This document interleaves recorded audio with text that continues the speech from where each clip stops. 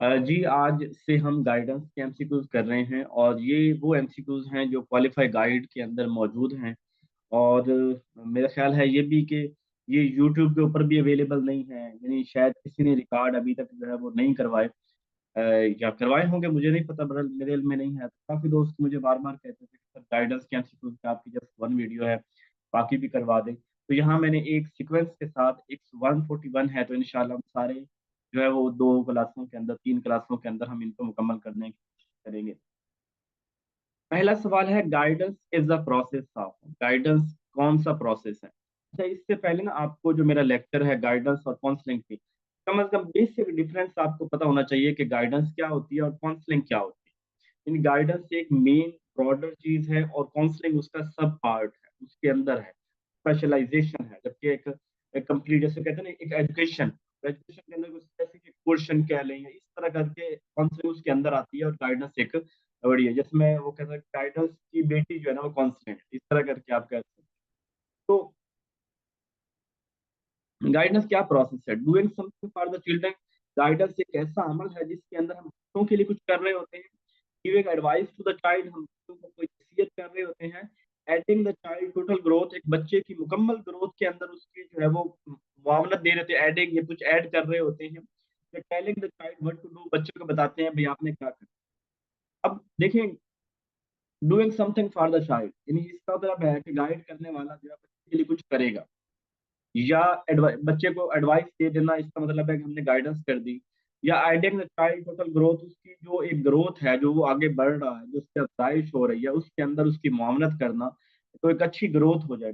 Growth एक broader term है, यानी एक ओवरऑल उसके अंदर आप उसकी मुआवनत कर रहे हैं। उसके बड़े होने में उसके मसाइल भी आ जाएंगे, उसकी प्रॉब्लम, उसकी लाइफ का सारा आता, यानी होलिस्टिक आपकी एक अप्रोच हो जाएगी जिसमें आप उसकी सोशली, मॉरली, फिजिकली हर लिहाज से कुछ ना कुछ ऐड कर रहे हैं उस बच्चे की ग्रोथ के अंदर। तो ये एक ज्यादा जो है ना वो एक सूटेबल स्टेप जो है ना वो ये वाला होगा, ठीक है। बाकी सारे ये गाइडेंस कैप्सिकम के जितने भी मैंने अभी देखी हैं, जस्ट मैं अभी उसको जो एक नजर दोहरा सकता हूँ। उसके अंदर मैंने देखा है कि डिस्ट्रैक्टर बहुत स्ट्रांग है, यानी आप बहुत स्ट्रांग डिस्ट्रक्टर में से किसी एक की तरफ जाना है आपने।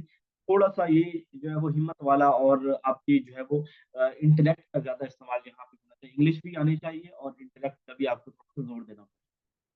सेकंड सवाल है, गाइडेंस कैसा प्रोसेस है? Diagnosing difficulty and prescribing the remedy.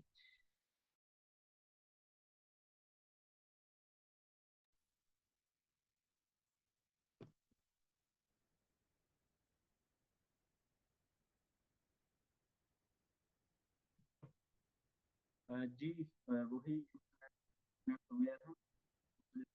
मतलब guidance is the process of, guidance कैसा process, diagnosing the difficulty, diagnosing जो वर्ड ये वाला काउंसलिंग का कीवर्ड है। डायग्नोज करना, इसका मतलब है आप किसी खास चीज के अंदर माहिर हैं, एक्सपर्ट हैं। आप किसी चीज के अंदर एक्सपर्ट हैं और आप उस चीज के मुतालिक जो है डायग्नोज कर रहे हैं, और उसी के मुतालिक कोई मेडिसन या कोई रेमेडी आप कर रहे हैं। तो डायग्नोसिंग जो कीवर्ड है ये यूज होता है उसके लिए, काउंसलिंग के लिए। तो गाइडेंस इसके helping individual become more capable of self direction, किसी इंडिविजुअल की मदद करना कि वो अपनी, यानी उसको उसकी सेल्फ डायरेक्शन, कि मुझे क्या करना है मुस्तकबिल के अंदर, ये गाइडेंस प्रोवाइड करती है। ये अच्छी बात कर रहा है। गाइडेंस का मतलब ये होता है कि आपको सेल्फ डिपेंडेंट बनाना, सेल्फ डायरेक्टेड बनाना, आपको अपनी लाइफ के अंदर एडजस्टमेंट कैसे करनी है किसी जगह पे, किसी स्कूल, कॉलेज, यूनिवर्सिटी, किसी परिचार छोटे बच्चे को स्कूल के अंदर अपने आप एडजस्ट कैसे करना है, ये गाइडेंस का पर्पज होता है। तो ये वाली जो बी ऑप्शन जो है वो ये मोर अप्रोप्रिएट लग रहा है। Reducing the number and seriousness of disciplinary problem, के जो हमारे डिसिप्लिन, नज्म जब्त के जो मसाइल है उनको खत्म, उनको कम करना।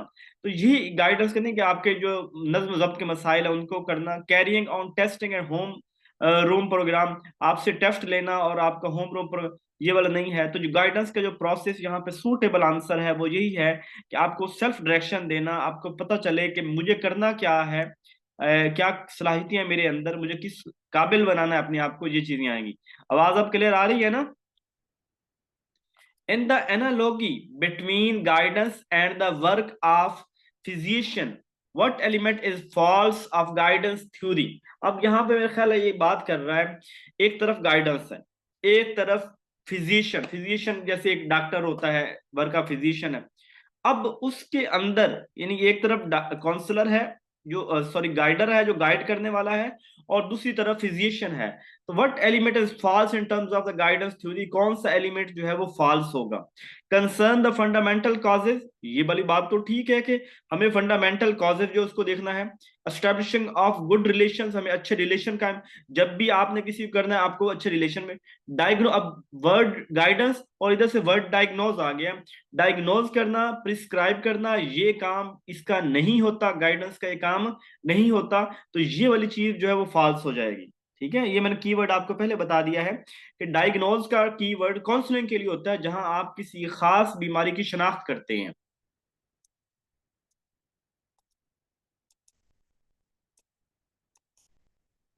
अच्छा जी। And defining the different forms that guidance might take, हम डिफरेंट फॉर्म्स देखते हैं जो गाइडेंस जो करती है उसको डिफाइन करते हैं। विच of the following appear is almost all the list of guidance experts, कौन सी इसके अंदर है कि तमाम जितने भी गाइडेंस प्रोवाइड करने वाले लोग हैं उनको उस चीज का पता होना चाहिए, यानी कौन सी चीज है जिनका हर गाइडेंस जो है प्रोवाइड करने वाले को पता होना चाहिए जो बच्चों की गाइडेंस कर रहा है। Defining the different form that guidance my take, guidance जो भी काम करती है, मुख्तलिफ उसकी जो डेफिनेशन है कि गाइडेंस करने की। Which of the following appear is most all the list of guidance expert, जो vocational and recreation guidance, recreation होता है छुट्टियां कहाँ पे गुजारनी है, मजे कहाँ कैसे करनी है, तो ये वाला काम उसका नहीं, गाइडेंस का ये काम प्रोवाइड करना नहीं है। वोकेशनल वाली बात तो ठीक लग रही है लेकिन रिक्रिएशन वाली बात ठीक नहीं है। Educational and social guidance, educational वाली बात भी ठीक है लेकिन सोशल गाइडेंस क्या है, लोगों को कैसे मिलना है जुलना है, ये एक एजुकेशन के मुतल्लिक है, इसकी कोई ज्यादा अहमियत नहीं है, ये कम इम्पोर्ट। सोशल गाइडेंस तो बहुत वास्ट है, वो नहीं है। वोकेशनल एंड एजुकेशनल देखिए, असल तो गाइडेंस इनिशिएट भी यहीं से हुई, गाइडेंस का पर्पस भी यही है कि आपकी जो है वो आपको एजुकेशन कैसी लेनी चाहिए और कौन से कोर्सेज करने चाहिए, अपनी लाइफ के अंदर एडजस्टमेंट कैसे होनी चाहिए, आपको सेल्फ डायरेक्शन कैसे मिलनी चाहिए। तो ये वाला आंसर जो है ना, वो जो सी ऑप्शन है, ये मोर अप्रोप्राइट होगा, क्योंकि आपने देखिए हमेशा गाइडेंस को ना जब हम कर रहे होंगे, आपने गाइडेंस को एजुकेशन प्रोस्पेक्टिव में लेना, क्योंकि हम एजुकेशन का सब्जेक्ट पढ़ रहे हैं और एजुकेशन सब्जेक्ट के अंदर हम एजुकेशन के अंदर जो है वो उसको लेंगे, जो है दूसरा एजुकेशन के अंदर एजुकेशन को ही प्रायोरिटी के ऊपर लेंगे। ठीक है। ओरिएंटेशन, ओरिएंटेशन का मतलब क्या होता है? स्टार्ट करना, स्टार्ट करना।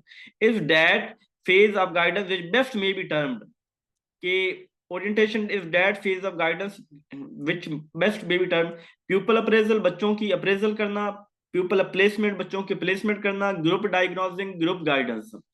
अब ओरिएंटेशन का मतलब क्या होता है? स्टार्ट करना। तो phase of guidance which best may be term, कि कौन सा फेज गाइडेंस का सबसे बेस्ट है? प्यूपल अप्रेजल, बच्चे को टेस्ट करना, बच्चे को चेक करना, उसका इम्तिहान लेना अप्रेजल के अंदर। अब ये वाली बात नहीं, ये तो बात बाद में आएगी। ठीक है, मतलब ओरिएंटेशन स्टार्ट होता है और अप्रेजल एट द एंड होती है, जायजा। अप्रेजल का एक मतलब ये भी है ना, जांचना, जानना, तो ये तो एट द एंड होता है, ये तो बाद में होता है, इससे पहले हम कुछ और करेंगे। तो प्यूपल प्लेसमेंट ज्यादा ज्यादा रहेगा, कि स्टार्ट के अंदर हमें प्लेसमेंट करनी होती है, क्या चीज बच्चे को लर्न करनी चाहिए, किस ग्रेड के अंदर बच्चे को बिठाना चाहिए, कौन सा डिग्री उसके इंटरेस्ट के मुताबिक है। पहली बात प्लेसमेंट की आएगी, अप्रेजल जो है ना वो बाद की चीज है, बाद में हम उसका जायजा लेंगे कि वो कहाँ पे फॉल कर रहा है, क्या कुछ उसने लर्न किया, कहाँ उसको डिफिकल्टी प्रॉब्लम आ रहा है। तो ये वाला जो प्यूपल प्लेसमेंट जो है वो ज्यादा अप्रोप्राइट रहेगा। विच of the following purpose of group guidance is most questionable, कौन सा पर्पस जो गाइडेंस का है ना वो ज्यादा क्वेश्चनेबल है, उसके ऊपर सवालिया निशान है, यानी वो एक अच्छा नहीं समझा जा रहा है, इससे कुछ ले रही। Eliminating the need for counselling, क्या मतलब ऐसी गाइडेंस कर प्रोवाइड करें कि जो काउंसलिंग की नीड को खत्म कर दे। इंडिविजुअल एडजस्टमेंट एंड थेरेपी, ये बात तो ठीक है कि एडजस्टमेंट तो गाइडेंस का पर्पस है, ये कुछ सवालिया निशान इसके अंदर नहीं आता। अब यहाँ पे अगर आप ये सोच रहे हैं ना, थेरापी का वर्ड है तो काउंसलिंग के साथ थेरापी का वर्ड होता है, लेकिन उससे पहले एडजस्टमेंट आ गया। यानी यहाँ बात हो रही है कि कौन सा काम अगर हम करेंगे तो एक सवालिया निशान होगा हमारे ऊपर कि हमने क्या कर दिया। ठीक है, अब इंडिविजुअल एडजस्टमेंट, ये बात ठीक है कि गाइडेंस के अंदर एडजस्टमेंट होती है, ये कोई सवालिया निशान वाली बात नहीं है। सप्लीमेंटिंग द काउंसलिंग सर्विस, हमें काउंसलिंग सर्विस को सप्लीमेंट, अब गाइडेंस के बाद सप्लीमेंट के तौर पे काउंसलिंग ही होती है। यानी मैंने ओवरऑल पूरी क्लास को गाइड कर दिया, बेटा आप मुस्तकबिल में ये करें, बहुत जबरदस्त। अब मुझे जब सारे मैंने, यानी हम गाइडेंस के, मैं खुद लेक्चर देता हूँ, मतलब वो जो हम करियर काउंसलिंग के हवाले से हमारे जो सेमिनार वगैरह होते हैं स्कूलों के अंदर, हाई स्कूल लेवल पे जो बच्चे मैट्रिक कर रहे होते हैं या जो इंटरमीडिएट करते हैं तो आगे जाने के लिए, अब वहां पे हम लोग मुख्तलिफ फील्ड्स का बता रहे होते हैं कि बेटा आपका अगर ऐसे ही आपके इंटरेस्ट है तो आप लॉ के अंदर चले जाएं, ये है तो आप बिजनेस की तरफ चल जाएं, आप फलां चीज कर लें। अब ये वाली चीज जो है, ये ये वाली चीज, और जब ये वाली चीज कोई क्वेश्चनेबल नहीं है। अब इसके बाद जो अगला स्टेप होगा वो काउंसलिंग। अब बच्चा कुछ समझ रहा है कि सर, और फिर वो मेरे पास आएगा कि सर क्या मैं वाकई लॉ कर सकूं, फिर उसके रेमेडी की तरफ जाते हैं। तो ये वाली बात जो है वो सप्लीमेंट्री काउंसलिंग सर, ये भी ठीक रहेगा। ऑक्यूपेशनल इंफॉर्मेशन एंड ओरिएंटेशन, हम इंफॉर्मेशन भी देते हैं कि किस किस फील्ड में जाना चाहिए। तो ये वाला ए ऑप्शन जो है ना वो ज्यादा अप्रोप्राइट है कि हम गाइडेंस का मतलब ये नहीं कि हम उसकी काउंसलिंग की नीड तो अराइज होगी। काउंसलिंग की नीड तो, यानी जब आप बच्चे को गाइड करेंगे तो उसके बाद काउंसलिंग की नीड होगी, जब वो अब उसकी ज्यादा स्पेसिफाई होगा कि मुझे जनरल ओवरव्यू तो मिल गया है, अब मुझे स्पेसिफिकली जो जाना है, तो ये वाला ऑप्शन ठीक रहेगा। बात की समझ आ रही है? थोड़ा समझने की कोशिश करना है। आप अगर इसको बाद में इनको 2-3 दफा पढ़िएगा तो थोड़ा तदब्बर के साथ एक एक सवाल को 2 दफा, 3 दफा, 4 दफा और सोचने की कोशिश कीजिएगा तो आपको जो है वो समझ आ जाएगी। लेकिन जिनका बिल्कुल ही जो गाइडेंस और काउंसलिंग का कंसेप्ट नहीं है, उनको थोड़ा सा मसला जरूर हो रहा होगा। The chief objective of guidance is to bring about an people, जो सबसे बड़ा पर्पज है गाइडेंस का वो क्या है? Increase responsibility for self direction, किसी बच्चे के अंदर रिस्पॉन्सिबिलिटी पैदा करना कि वो अपनी डायरेक्शन खुद ले, वो मुझे क्या करना है, उसको उसकी जिम्मेदारी, एहसास से जिम्मेदारी पैदा करना किसी के अंदर। The development of their major weak points, नहीं नहीं नहीं, देखिए मेजर वीक पॉइंट, अब वीक पॉइंट आपने डायग्नोज भी कर लिए हैं और मेजर वीक पॉइंट को आप कर भी रहे हैं, ये वाली चीज जो है वो, ये वाली चीज नहीं आएगी। ठीक है, ये कहीं ना कहीं काउंसलिंग, बाकी अगर मिलते भी हो तो हमने ब्रॉडर विजन के अंदर बात करनी है। मैंने अभी the attainment of mastery of subject matter, कि बच्चा को सब्जेक्ट एक्सपर्ट बना दें, ये गाइडेंस का पर्पज है नहीं, लेकिन ये कह सकते हैं क्योंकि प्यूपल की बात हुई है। चलो देख लेते हैं। An achievement that is with in their capacity, वो अचीवमेंट जो बच्चे की कैपेसिटी के अंदर हो। अब ये वाला नहीं है कि बच्चे की कैपेसिटी के अंदर क्या है, हम जो है गाइडेंस काउंसलिंग के अंदर एक कंसेप्ट लेके चल रहे होते हैं कि बच्चा जो है ना वो इस काबिल है कि वो सब कुछ कर सकता है, बच्चा मल्टी टैलेंटेड है और वो हर तरह की जो है ना वो काम कर सकता है। हमने कभी भी बच्चे को लिमिट नहीं करना कि इसकी कैपेसिटी ये है, वो ये काम करेगा, ये काम हमने नहीं करना। हम पेडागोजी भी ये कहती है कि एक बंदे के अंदर अल्लाह ताला ने मल्टी टैलेंटेड पैदा किया और बहुत से काम कर सकता है। अब सब्जेक्ट ऑफ मास्टरी, ये भी एक ना बड़ा टिपिकल सी बात है कि आप गाइडेंस इसलिए दे रहे हैं कि एक बच्चा जो है ना वो अपने सब्जेक्ट का मास्टर हो जाए, दुनिया जहान का पता ही कोई ना हो, ये भी ठीक नहीं है। तो इसका पहला आंसर ही ठीक है, क्योंकि हमने अभी बात की थी ना सेल्फ डायरेक्शन की बात, सेल्फ एडजस्टमेंट, सेल्फ डायरेक्शन, ये बातें जो है ना वो गाइडेंस करती है। तो ये वाला ए ऑप्शन जो है वो ज्यादा अप्रोप्राइट रहेगा।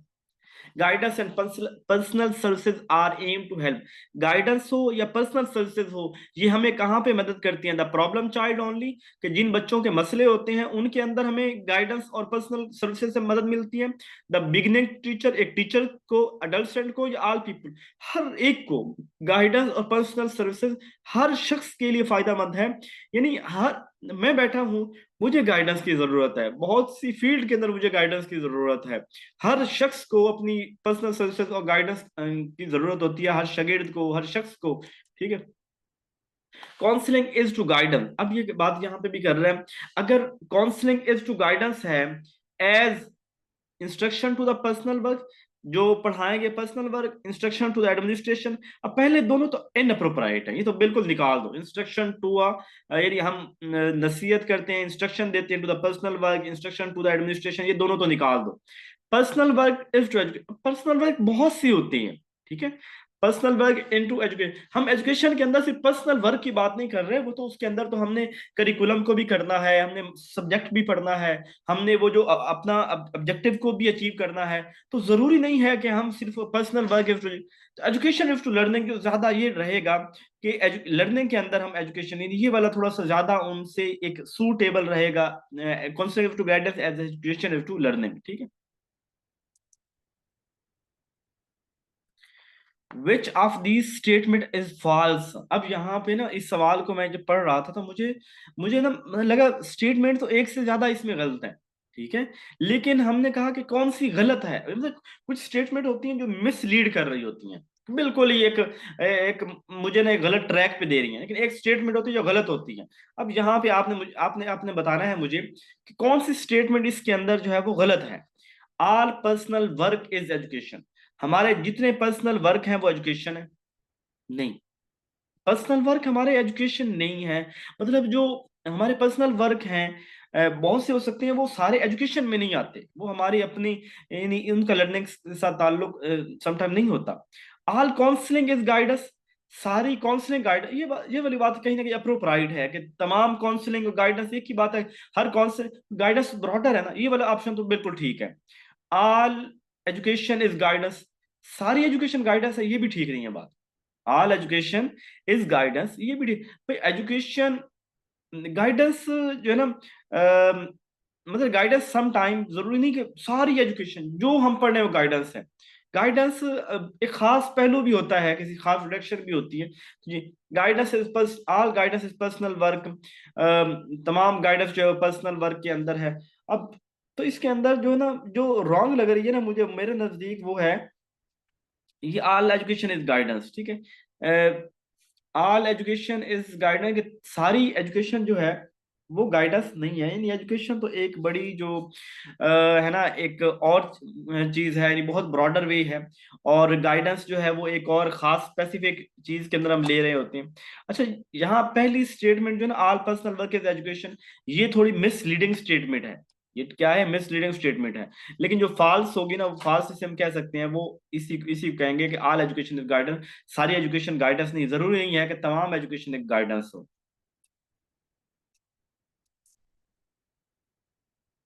The democratic philosophy of education, जो डेमोक्रेसी का तो आपको पता ही है, तो डेमोक्रेटिक फिलोसफी होता है सबको साथ लेके चलना of education is viewed by guidance worker, जो गाइडेंस वर्कर होता है, जो गाइड करने वाला है, यानी मैं एज ए टीचर, मैं एज ए गाइडर, एजुकेशन की मैं जो डेमोक्रेटिक फिलोसफी ऑफ एजुकेशन उसको कैसे किस नजर से देखूंगा, differ from the totalitarian basically in respect to, कि किस चीज के हवाले से डिफरेंट हो। अब आपने हर स्टेटमेंट को साइकोलॉजिकली और फिलोसॉफिकली पढ़ना है।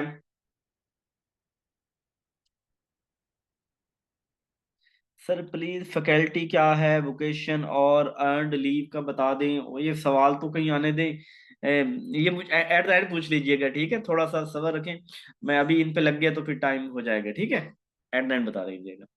अच्छा, अब टोटलिटेरियन होता है एक ही तरह, मुकम्मल सबको एक ही तरह लेना इन respect to.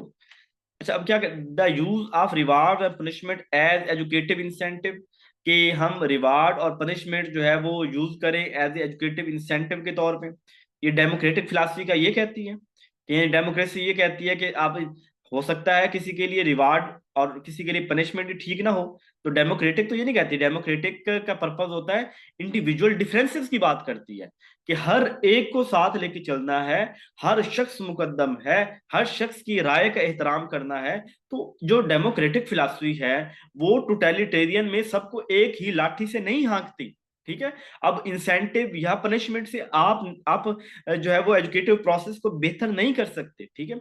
The search for and development of individual differences, अब इंडिविजुअल डिफरेंसेस की बात आ गई ना, कि हम सर्च करेंगे और डेवलपमेंट ऑफ इंडिविजुअल डिफरेंसेस को देखेंगे, ये बात देखें, ये बड़ी स्ट्रॉन्ग बात है कि डेमोक्रेसी है यही कि हर शख्स की राय का एहतराम किया जाए, डिमांड्स और प्रॉपर बिहेवियर, सबका एक ही तरह का बिहेवियर हो, प्रॉपर बिहेवियर हो, यानी सारे एक ही तरह से बिहेव करें, ये वाली बात नहीं होगी। Concern for the needs and welfare of the group, पूरे ग्रुप की एक ही तरह की नीड लेंगे, उनके नीड्स रखिए। तो जब डेमोक्रेटिक की बात आ गई तो इंडिविजुअल डिफरेंसेस उसके अंदर ज्यादा सूटेबल होगा। Guidance looks upon the real goal of education in terms of guidance, looks upon the real goal, education के रियल गोल के कैसे देखते हैं? मास्टरी ऑफ सब्जेक्ट मैटर, हमें अपने सब्जेक्ट के ऊपर, the pass of examination, examination को पास करना, ग्रेड, क्रेडिट, ऑनर, डिप्लोमा, या कंसेप्ट, स्किल्स, हैबिट। देखिए एक बात तो कि गाइडेंस हमें हर लिहाज से मदद करती है, ठीक है, हमारे रियल लाइफ गोल्स हर। अब चूंकि यहाँ पे अब थोड़ा सा हमने ऐसी टर्म्स यूज करेंगे तो ब्रॉडर हो, गाइडेंस लुक्स अपॉन, गाइडेंस देखती है रियल गोल्स ऑफ एजुकेशन, असल एजुकेशन। अब असल एजुकेशन का पर्पज ये है, नंबर लेना पर्पज नहीं है, क्रेडिट लेना पर्पज नहीं है, डिप्लोमा मुकम्मल कर लेना पर्पज नहीं है, एग्जाम को पास कर लेना पर्पज नहीं है, सब्जेक्ट का जो है वो मास्टर कर लेना पर्पज नहीं है, बल्कि हमारे कंसेप्ट क्लियर हो, हमें कोई स्किल आती हो, एजुकेशन हमारी हैबिट्स को बेहतर करे, हमारे एटीट्यूड को बेहतर करे। तो यानी रियल गोल जो एजुकेशन का है वो ये है, हमारे कंसेप्ट, हमारी स्किल्स, हमारी हैबिट्स, हमारे एटीट्यूड का बेहतर होना। जबकि बाकी भी ऑप्शन सारे ठीक हैं, नो डाउट सारे ठीक हैं, लेकिन चूंकि हमसे ये नहीं पूछा गया, ऑल ऑफ द दीज नहीं कहा गया, नन ऑफ दीज नहीं कहा गया, तो हमने ब्रॉडर जो है वो वाला लेना है, तो वो डी ऑप्शन है। क्लियर? आज लगता है कि यहाँ क्लास में वकार और निसा कोई नहीं है, तो जो है ना वो कोई नहीं है, तो खामोशी खामोशी ही है, कमेंट्स में मुझे नजर आ रही है। बोलते रहा करें, जागने का सबूत दें, ठीक है।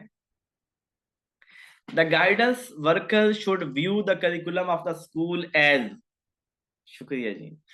अच्छा, the guidance worker should view the curriculum of school as the necessary evil and in itself a means to an end, the most important school matter। अब ये सारी स्टेटमेंट्स में ना तर्जमे का समझना बहुत जरूरी है।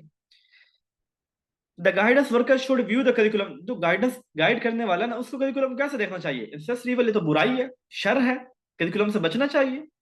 एंड इन इटसेल्फ, ये बस खत्म हो गई, यहाँ पे सारी बात खत्म हो गई। A means to an end, ये शुरू से लेके एंड तक ये सारा कुछ इसके अंदर है, पूरे करिकुलम के मुतालिक हर लिहाज से हमारी करेगी। The most important school matter, school का किसी इंपॉर्टेंट मैटर के अंदर गाइडेंस है।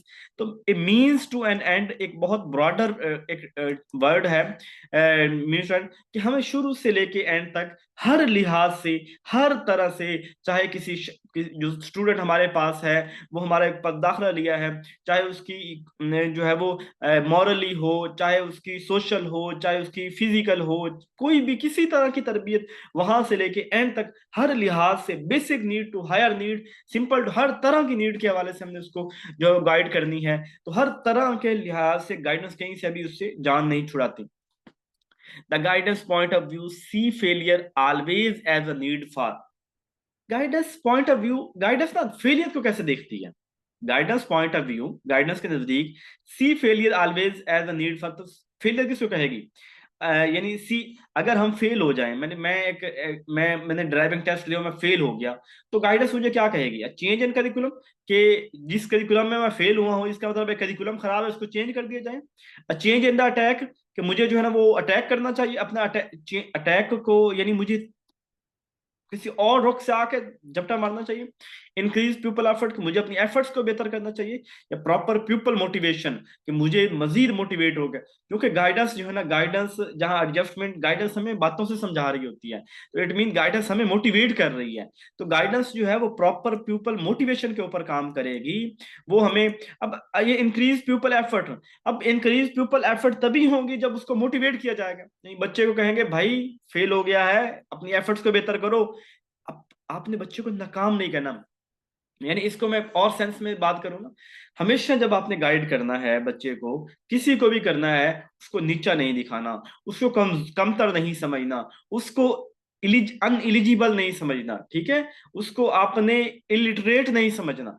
आपने बस ये है कि अब मैं डायरेक्ट उसे कहूं कि बेटा तू फेल हो गया, अब मैं उसे कहता हूं आप अपनी एफर्ट को इंक्रीज करो। इसका मतलब है मैंने ये कर लिया है कि बच्चा फेल हुआ क्योंकि उसके, मैं कहूँगा उसको, मैं ऐसे मोटिवेट, मैं उसको मोटिवेशन के तौर पे लेके आऊंगा कि यू कैन डू, आप करें, उसको थोड़ा सा मोटिवेट करना और फिर उसको बाकी चीजों की तरफ लेके आना, ये ज्यादा अप्रोप्राइट रहेगा, ठीक है।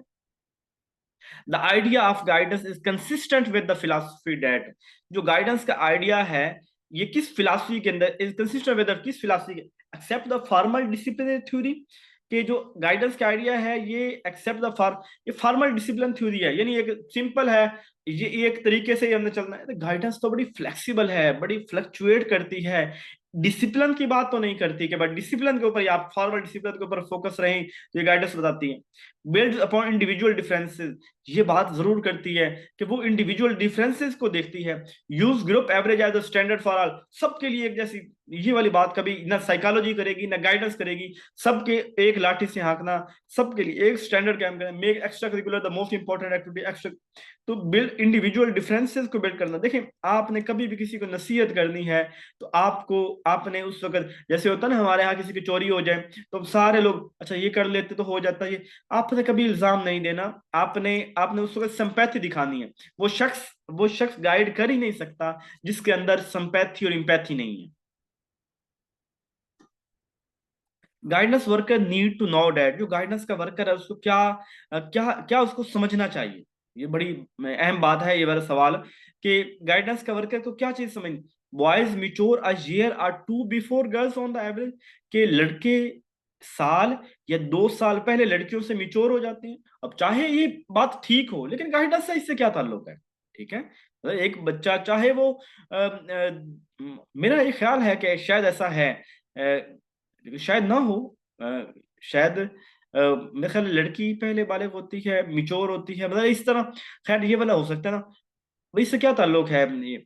When the adolescent reaches the size of a man, जब कोई अडल्ट जो है यानी वो जो 11 साल से लेके 19 साल तक का एक नौजवान है, जब वो आदमी बनता है, यानी एक बालिग होता है लगा लें, यानी उस 11 से 19 साल तक की एज में, हेज एटीट्यूड बिकम मैनेज, तो उसके एटीट्यूड जो मर्दों वाला हो जाता है। मैनेज मतलब मर्दों वाली सलाहियतें, यानी उसके अंदर मस्कुलाइन जो चीजें हैं ना वो आ जाती हैं।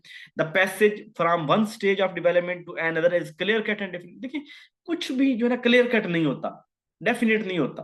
ठीक है, एक ये तो वो जीन प्याजे वाली बात है ना, कि वो कहता है एक स्टेज में सेंसरी में ये होगी, फिर अगली में ये होगी। तो इसके ऊपर तो बहुत सारा क्रिटिसिज्म है कि ये एक, ये बात नहीं कि एक स्टेज के अंदर एक बंदा बहुत जैसे मैं कहूँ कि हाँ जी एडोलसेंस के अंदर बिल्कुल हर बंदा मिच्योर हो जाता है, उससे तो कुछ ना होते हो।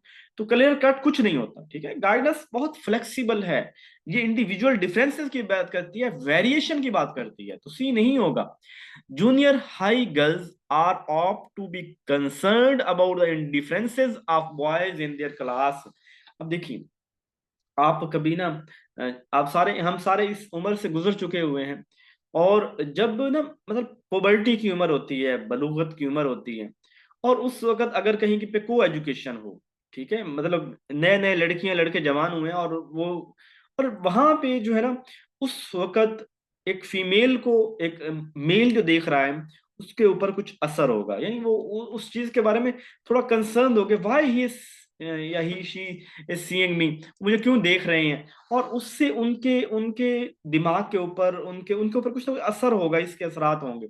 और वो, और मतलब वो थोड़ा कंसर्न होते हैं कि वाई ये मेरे साथ ऐसा क्यों रहा, चूंकि आइडेंटिकल एज भी यही होती है, आइडेंटिटी की एज भी यही होती है इरिक्सन के नजदीक, और बहुत ज्यादा इंपॉर्टेंट स्टेज है। तो ये जूनियर हाई स्कूल की गर्ल्स जो हैं, जब वो इस तरह किसी के मे कोई, तो वहां जब उनको बॉयज उनके साथ, या तो उस सूरत के अंदर वो थोड़ा फील करेंगे। तो ये वाले जो guidance worker need to not है, तो उनको इस चीज का पता होना चाहिए कि यानी बच्ची के मूड स्विंग हो रहे हैं, तो उसको पता होना चाहिए कि हो सकता है कि ये किसी चीज को लेके, जैसे कहते होते हैं ना, पहला इश्क जो है ना वो 9वीं 10वीं क्लास में हो जाता है। ठीक है, मतलब पहली मोहब्बत जो जिंदगी की है ना, किसी को पसंद करना वो इसमें हो जाता है। किसी ने जो है ना, क्योंकि तो उम्र भी ऐसी होती है ना, हमने मुस्तकबिल को देखना है, क्या कमाता है क्या नहीं है, वो भी हमारे जैसा भूखा, हम भी उस जैसे भूखे। और किसी की जो है नजरों में किसी ने हमारी तरफ मोहब्बत से देखा और हम उसको दिल दे बैठे।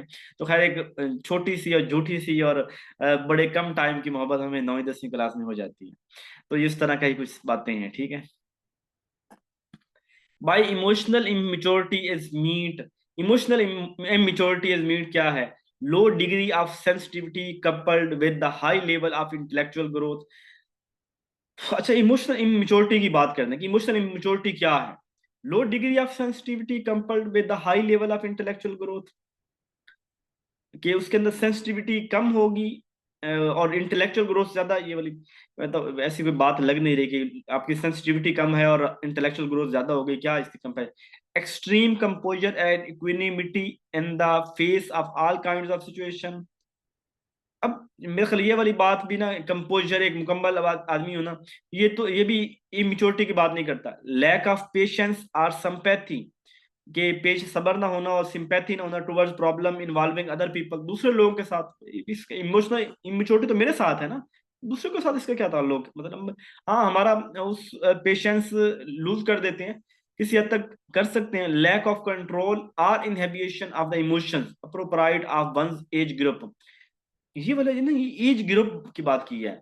अब देखिए, मैं कहता हूँ एक खास एज के अंदर हमारा मिच्योरिटी, जितनी हमारी एज ज्यादा होगी उतने हम मिच्योर होंगे, ठीक है। मिच्योरिटी का ताल्लुक एज के साथ है, बायोलॉजी के साथ है।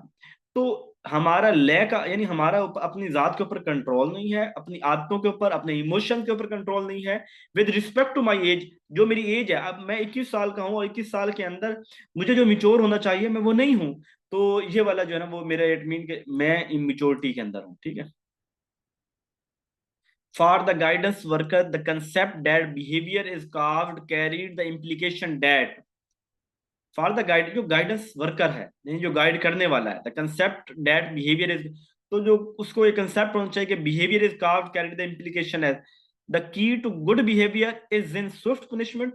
किसी को थोड़ा बहुत जो है ना वो मार मोड़ लिया जाए, पनिशमेंट, स्विफ्ट पनिशमेंट कर ली जाए, तो key to good behaviour is in, इसके अंदर अच्छा बिहेवियर। तो one should investigate all behaviour symptom, किसी को तमाम बिहेवियर सिम्टम जो है उनको देखना चाहिए। One should use a remedy for fits the symptom, किसी को रेमेडी के ऊपर देखना चाहिए। One should avoid treating symptoms only, किसी शख्स को सिम्टम्स को जो है वो अवॉइड करना चाहिए कि सिम्टम्स को ओनली जो है वो ट्रीट ना किया जाए। देखिए यहाँ पे ना सवाल के अंदर जो थोड़ा सा वाजे लग रहा है ना, वो ये है कि जब आप गाइडेंस वर्कर हो और आप किसी शख्स के कंसेप्ट ऑफ बिहेवियर जो उसको देखें कि उसने उसका बिहेवियर कैसा है और क्या चीजें उसके बिहेवियर को कैरी किए हुए हैं, किसकी बुनियाद, किन चीजों की वजह से उसका बिहेवियर बना है, तो उसके अंदर ना अगर हम ये कर लें कि जो है ना वो उसको one should avoid treating symptom only, कि सिर्फ उसके अंदर जो सिम्टम्स हमें वाज़ेह नजर आ रही हैं उनको ट्रीट करना नहीं है, बल्कि गाइडेंस वर्कर को हर लिहाज से, हर कहीं से किसी को जज करना चाहिए, कि हम ऐसी रेमेडी भी करना चाहिए जो हर सिम्टम के अंदर उसकी फायदेमंद हो, उसकी इन्वेस्टिगेशन भी हो। और तो ये जो डी ऑप्शन है ना, ये ज्यादा अप्रोप्राइट रहेगा, ठीक है। कि हमें इग्नोर नहीं करना चाहिए कि उसके अंदर कुछ सिम्टम्स है या किसी एक खास सिम्टम के ऊपर हम लग जाएं, ये सिम्टम को इग्नोर करें, ये वाला ज्यादा ये लगेगा।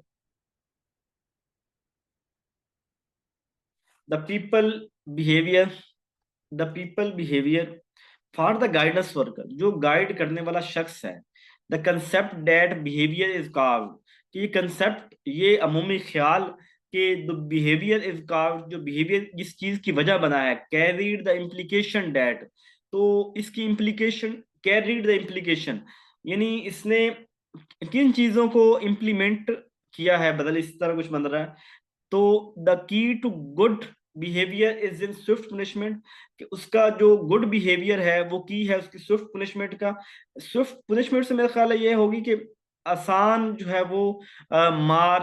अब सम टाइम हम गुड बिहेवियर जो है, अच्छे बिहेवियर के अंदर थोड़ी बहुत जो है वो चीजें उसके अंदर कोई सजा या ऐसी चीजें शामिल कर लेते हैं जिससे बिहेवियर जो है वो ठीक हो जाता है। बिहेवियर तो चीज ही ऐसी है कि जो फौरी तौर पे ठीक किया जा सकता है, थोड़ी सी सजिश से भी ठीक किया जा सकता है। One should investigate all behaviour symptom, किसी को तमाम जितने भी सिम्टम बिहेवियर है उनको इन्वेस्टिगेट करना चाहिए। One should use a remedy that fits the symptom, किसी शख्स को रेमेडी के तौर पर यूज करना चाहिए। One should avoid treating symptom, किसी शख्स को जो है वो अवॉइड ट्रीटिंग सिम्टम ओनली, सिर्फ जो उसके अंदर सिम्टम्स है उन्हीं को ट्रीट नहीं करना चाहिए, बल्कि जो बाकी चीजें भी है उसको भी ट्रीट करना चाहिए। ये सवाल कुछ जो है वो ऐसे ही है, इसको सिर्फ जो मुझे सवाल से ज्यादा मुझे इसके डिस्ट्रैक्टर की समझ आ रही है। सवाल में जो भी है कि हमें सिर्फ किसी शख्स के जो सिम्टम्स हैं जस्ट उन्हीं को ट्रीट नहीं करना चाहिए, बल्कि उनके अंदर सब चीजों को हमें ओवरऑल देखना चाहिए, ठीक है। तो सवाल से ज्यादा जो है वो इसकी जो स्टेटमेंट है उसको हमें देखना चाहिए। The pupil behavior is the concern of the guidance worker principally in terms of how it, the pupil behavior, जो स्टूडेंट का बिहेवियर है, is concern of the guidance worker principally in terms of how affect the child's scholastic achievement, affect the discipline of the classroom, compare with the average of the classroom, affect the child educational development. The pupil, अब शागिर्द है ना, शागिर्द यानी student है, behaviour is a concern of the guidance worker. तो जो guidance worker है उसको क्या कंसर्न होना चाहिए स्टूडेंट के बिहेवियर से? मेरा ख्याल है उसको कंसर्न चाहिए कि उसके ऊपर जो है एजुकेशनल डेवलपमेंट, चाइल्ड के एजुकेशनल डेवलपमेंट जो है ना, इसका इसके ऊपर उसका फोकस होना चाहिए। यानी प्यूपल है, यानी स्टूडेंट है, तो स्टूडेंट्स की एजुकेशनल डेवलपमेंट जो है वो ज्यादा फोकस हमारे पास होगी, बजाय चाइल्ड स्कूलिस्टिक अचीवमेंट्स, उसके अचीवमेंट के। यानी ये ज्यादा जबरदस्त रहेगा कि सारी चीजें इसके अंदर आ जाएगी। सिर्फ हमने बच्चे का डिसिप्लिन नहीं देखना, सिर्फ ये कंपेयर विद एवरेज बाकी क्लास से हमने उसके एवरेज को नहीं देखना, ओवरऑल एजुकेशन डेवलपमेंट की बात करनी है। अच्छा, इट इज द जैसे ही ये मीटिंग खत्म होगी ना, तो आपने दोबारा ज्वाइन कर लेना है। तो हम जो है ना वो 4,000 तक, 4100 तक सवाल करेंगे। तो जैसे ही टाइम खत्म हो तो दोबारा ज्वाइन कर लीजिएगा। It is the purpose of guidance to. Guidance का पर्पज क्या है? Free the child of all serious conflict, कि चाइल्ड को तमाम सीरियस कंफ्लिक्ट से जो है फ्री कर दिया जाए, फ्री कर देना। Prevent conflict from overwhelming the child, कि बच्चे को बचाया जाए उन कंफ्लिक्ट से जो उसको जज्बाती कर देते हैं, इमोशनल कर देते हैं, उसको अपने आप पे में नहीं रहने देते। See that the pupil conforms to the school regulation, ये देखें कि बच्चा जो है वो रेगुलेशन, स्कूल रेगुलेशन को चले। Act as mediator in the conflict between school, उसके दरमियान में सालिस का किरदार अदा करे। तो बेहतर यही है कि असल में ना हम हमें अपने इमोशंस के अंदर स्टेबिलिटी लेके आनी होती है। तो जब हमें कोई कंफ्लिक्ट होता है, तो उस कंफ्लिक्ट के अंदर ये भी कहीं ना कहीं एडजस्टमेंट के साथ आ जाएगा ना, कि हमें जज्बाती नहीं होना। यानी मेरा ना परसों फ्राइडे फ्राइडे वाले दिन अपने स्कूल के वाइस प्रिंसिपल के साथ फड्डा हो गया। हालांकि स्टाफ की मीटिंग थी और उन्होंने मेरी जो है ना इंसल्ट कर दी वहां पे ना, बगैर किसी वजह की। उन गुस्सा किसी और बात का था, तो मेरे ऊपर जो, चूंकि मैं मीटिंग के अंदर थोड़ा लेट पहुंचा था। अब मैंने एक दिन जो है ना वो, मैंने बल इजी था, चिल था, मैं कहा खैर है यार, इस बंदे को सलाम नहीं करूंगा 1.5 साल, इससे ज्यादा मैंने कुछ नहीं सोचा था। लेकिन फिर जो मेरे हम ख्याल दोस्त हैं कि उन्होंने अच्छा नहीं किया मीटिंग के अंदर, तो हम इसका बाइकआउट करेंगे, हम फलां, अपना जो है वो रिजाइन उनको जमा करवा दो। वो जो स्टाफ सेक्रेटरी मैं हूँ कॉलेज का, तो आप स्टाफ सेक्रेटरी जो है ना उससे पोस्ट बदल, उन्होंने मुझे, अब जब मुझे दोस्तों ने कहा तो उसके बाद मैं भी वाकई में यार, इन्होंने मेरे साथ मेरी इंसल्ट की है, तो मुझे वाकई जो है ना इस तरह का स्टैंड लेना चाहिए। लेकिन और मैं फिर, अगर जब से मैंने वो दोस्तों ने मुझे कहा, उसके बाद मैं अगले दिन पूरा स्ट्रेस में रहा। तो सैटरडे वाले दिन ना मैं खुद मैंने सोचा बैठ के कि मैं, शुरू में मैंने इस चीज को इग्नोर किया और मैंने कहा जो ठीक है, उस बंदे ने ज्यादती की है तो जाने दे। बुजुर्ग है, 59 साल एज हो गई है, अब इस एज के अंदर ऐसे ही होते हैं इनके, जो है ना वो कभी कभी गुस्से आ ही जाते हैं। और अगले दिन लेकिन मैं चिल था, लेकिन दोस्तों ने परेशान कर दिया। अब ऐसे में मैं ज्यादा इमोशनल हो जाता और मैं अपना रिटर्न लेके चला जाता हूँ उनको कि इसके ऊपर इन्वेस्टिगेशन की जाए, ये मेरे ऊपर जो बात कर रहे हैं, मैं डिप्टी डायरेक्टर के पास जाऊंगा, डायरेक्टर, यानी सारे हमें चैनल्स का पता है। तो मैं भी स्ट्रेस में रहता और वो भी परेशान तो होते जो भी था। लेकिन बदल